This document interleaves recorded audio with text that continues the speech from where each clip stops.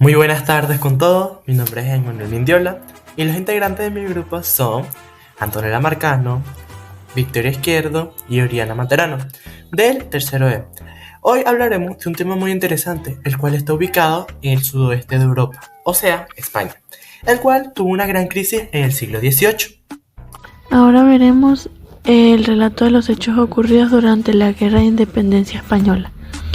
Primero debemos retomarnos al 27 de octubre de 1807.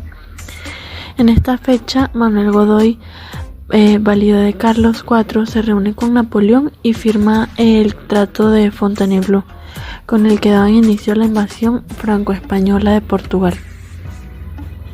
Para este hecho se permitiría el paso de las tropas francesas por el territorio español, que sin saberlo acabaría por convertirse en el inicio de la invasión francesa de la península ibérica y el consiguiente detonante de la Guerra de Independencia Española. El motín de Aranjuez fue un levantamiento popular que ocurrió en 1808 en España. Ocurrió porque la gente ya estaba harta de la invasión francesa. Querían que Fernando VII volviera a ser rey. La cosa empezó en Aranjuez, donde un grupo de soldados y civiles se amotinaron. La noticia se corrió rapidísimo y de pronto todo el país se volvió protesta y se unió para hacer una protesta. Al final, Fernando VII sí volvió al trono, pero la situación en España siguió siendo muy complicada. El motín de Aranjuez fue un momento clave en la historia de España, que marcó el comienzo de la Guerra de la Independencia. En otro lado tenemos la farsa de Bayona. Fue un suceso poco conocido pero clave para los hechos posteriores. Este evento histórico ocurrió en mayo de 1808 en Bayona, Francia, cuando Carlos IV y su hijo Fernando VII fueron obligados a renunciar su derecho al trono español. El 5 de mayo de 1808, Carlos IV renunció formalmente al trono español en favor de Napoleón Bonaparte. Al día siguiente, Fernando VII, quien había sido proclamado rey de España en 19 de marzo de 1808, también renunció. Napoleón Bonaparte cedió el trono a su hermano José Bonaparte, el cual estaba apodado como de Pepe Botella, el cual vivía en un mundo de la borrachería y junto a gente que era borracha. Este hecho generó una falta de legitimidad en el gobierno colonial y movilizó a América rumbo a su independencia. Las Cortes de Cádiz. Las Cortes de Cádiz fueron una reunión muy importante que pasó hace más de 200 años, cuando España estaba en un momento complicado porque los franceses habían invadido el país y el rey estaba preso. Como había muchos problemas, las personas que fueron a esa reunión querían hacer reglas nuevas para que todo fuera más justo y para que la gente viviera mejor. A esas reglas le llamaron la Constitución de 1812, conocida como la Pepa. Y fue como un gran libro donde escribieron ideas muy importantes, como que el poder no era solo del rey, sino de la gente. Todos tenían los mismos derechos, sin importar si eran ricos o pobres. Las personas podían hablar y escribir lo que pensaban sin miedo. También decidieron quitar cosas que eran injustas, como los privilegios especiales que solo tenían los nobles o los más ricos. Aunque esas reglas no duraron mucho tiempo, fueron muy importantes porque enseñaron que había maneras mejores de vivir en paz y de tratar a todos con igualdad. Esto tiene mucho que ver con la violencia en las escuelas, así como en las cortes que hicieron que todos se respetaran y que las cosas fueran más justas. En el colegio también necesitamos reglas para que no haya peleas ni maltratos. Si en el colegio aprendemos a tratarnos como iguales y a no burlarnos de nadie por ser diferente, evitamos cosas como el bullying.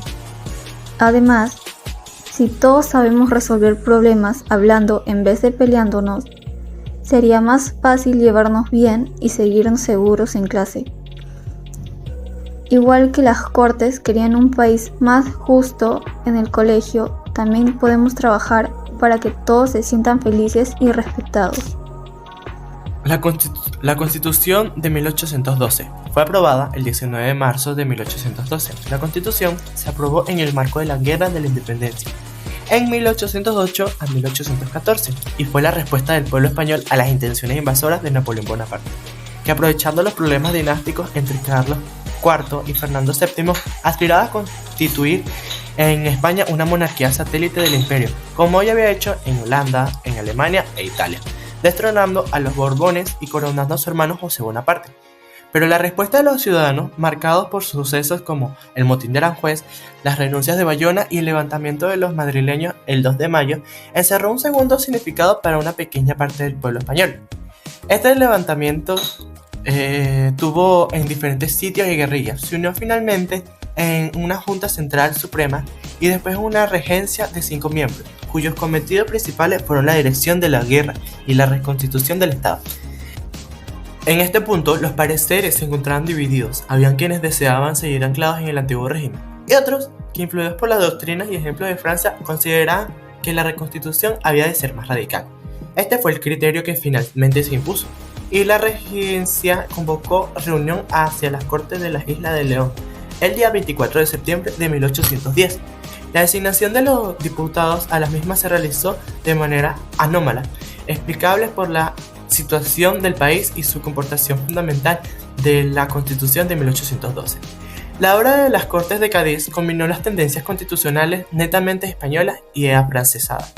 En efecto, la Constitución de 1812 enlazaba con las leyes tradicionales de la monarquía española, pero al mismo tiempo incorporaba principios del liberalismo democrático, tales como la soberanía nacional y la separación del poder.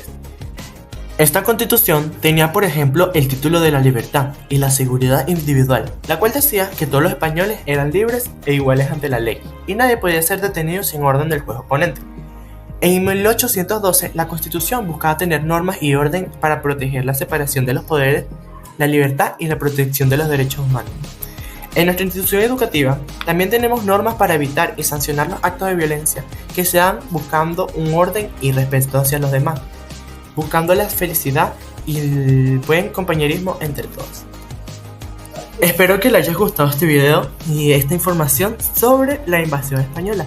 Nos vemos en el próximo video. Chao.